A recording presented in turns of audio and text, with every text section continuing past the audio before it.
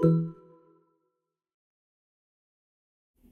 this guide, I will be showing you guys how to fix Instagram Reels upload dark black screen problem. Let's get started.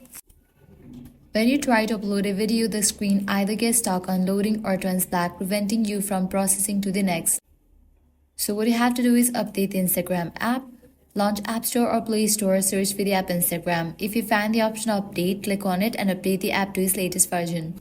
Next, use the web version of Instagram. Launch your preferred browser, navigate to the website instagram.com, provide your credentials, log into your account. Now try uploading Reels from the web version. Next up, completely delete Instagram from your device and reinstall it. With these, your problem might be solved. If none of these solutions work, this might be a technical glitch on Instagram's side, not an issue with your device or app. So you'll need to wait until the Instagram resolves this issue. And that's it. If this guide was helpful, do not forget to like, share and subscribe. Thanks for watching.